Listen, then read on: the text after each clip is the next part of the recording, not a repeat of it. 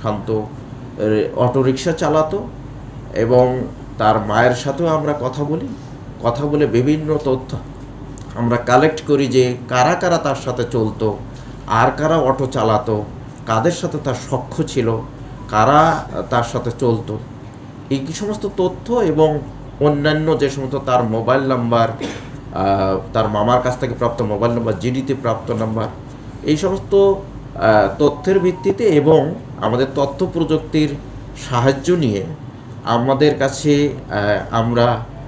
কাছে নাম আসে যে সামিদুল হক মনা। আমরা তাকে সন্দেহ করি এবং সন্দেহ করে আমরা কাফরুল এলাকায় আমাদের এই টিমের আমি টিম লিডার এসি সাদ্দামকে প্রেরণ করি এবং অন্যান্য তুরাগ থানার অফিসারদের দিয়ে আমরা কাফরুল এলাকা থেকে আমরা মনাকে গ্রেপ্তার করি, সামিদুল হক মনাকে গ্রেপ্তার করি।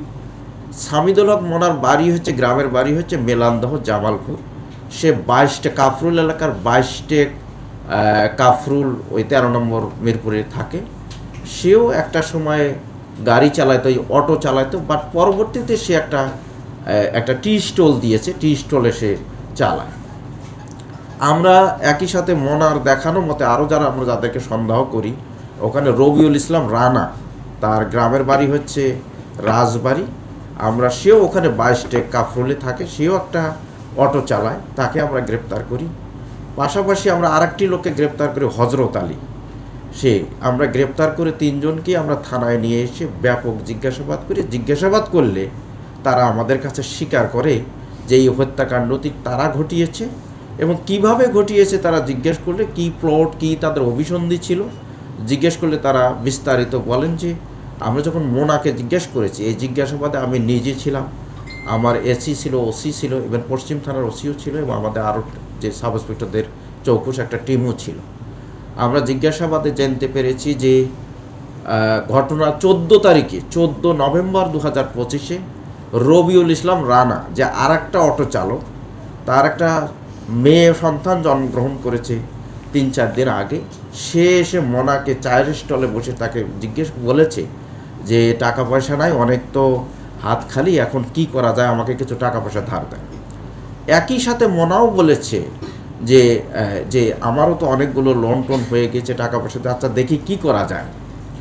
পরের দিন তাকে ডাকে ওই রবিউল ইসলাম রানা। পরের দিন আবার বিকেলবেলা এই মনার যে চায়ের দোকানে চলে যায়। চায়ের দোকানে গেলে তার একটা পরিকল্পনা করে। মনা মূলত প্লটটা করে যে শান্ত একটা নতুন গাড়ি কিনেছে 4-5 দিন আগে, সেই গাড়িটি যদি আমরা তার কাছে ছিনতাই করে, তাকে হত্যা করে ছিনতাই করে আমরা গাড়িটি বিক্রয় করতে পারলে, আমার কাছে লোক আছে, এই গাড়িটি বিক্রয় করতে পারলে আমাদের এই অর্থনীতি, আমিও তোমাকেও কিছু টাকা দিতে পারবো, আমার নিজেরও যে সমস্ত ঋণ রয়েছে সেটা পরিশোধ করতে পারবো। এবং এই সাথে যুক্ত হয়েছে হজরত আলী। সে মূলত এই অটোটা, হজরত আলীর বাড়ি হচ্ছে আপনার নেত্রকোনা জেলার দুর্গাপুর থানায়। সে চোরাই অটো বিক্রি করে। সে বলেছে যে অটো তোমরা এভাবে আনতে পারলে আমি অটো বিক্রি করে দিতে পারবো। কোথায় বিক্রি করবে? সে দুর্গাপুর, নেত্রকোনায়। আর একজনে এই সমস্ত চোরাই অটো বা রিক্সার যে কারবার করে, নয়নের কাছে সে বিক্রি করে দেবে।